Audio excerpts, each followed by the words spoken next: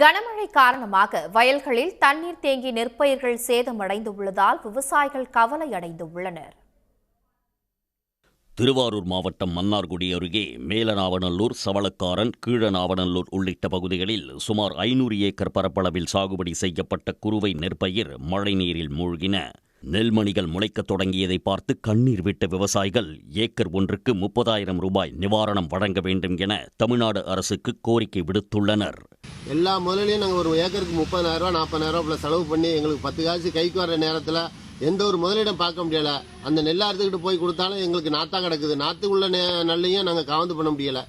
திருவள்ளூர் மாவட்டம் பொன்னேரி அடுத்த சிறுவாக்கம் கிராமத்திற்கு உட்பட்ட பகுதிகளில் மழைநீர் வெளியேற வழியின்றி 100க்கும் மேற்பட்ட ஏக்கரில் தேங்கி நிற்பதால் பயிர்கள் அழுகி பாழாகி வருவதாக விவசாயிகள் வேதனை தெரிவிக்கின்றனர். சாலை பணிகளுக்காக அமைக்கப்பட்ட தடுப்புச் சுவர் காரணமாக மழைநீர் வெளியேறவில்லை என அவர்கள் குற்றம் சாட்டுகின்றனர். பக்கத்துல சித்தூர் ஹைவே ஒன்று போறதுனால அது 2 பக்கம் செவுறு கட்டிட்டு இருக்காங்க. அந்த செவுறு கட்டினதுனால தண்ணி எங்களுக்கு பாதிப்பாகுது, போக முடிய மாட்டேங்குது. அது முன்னே செவுறு இல்லைன்னா சாதாரணமாக போயிட்டு இப்போ செவுறு கட்டினதுனால ஒரு வழியாக போகிறதுனால தண்ணி வெளிக்க மாட்டேங்குது சார்.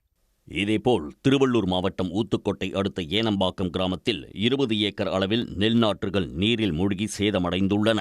கடனில் இருந்து மீள்வதற்கு அரசு உரிய நிவாரணம் வழங்கிட வேண்டும் என விவசாயிகள் கோரிக்கை விடுத்துள்ளனர். உடனுக்குடன் செய்திகளை தெரிந்து கொள்ள சன் நியூஸ் பெல் ஐகானை கிளிக் பண்ணுங்க.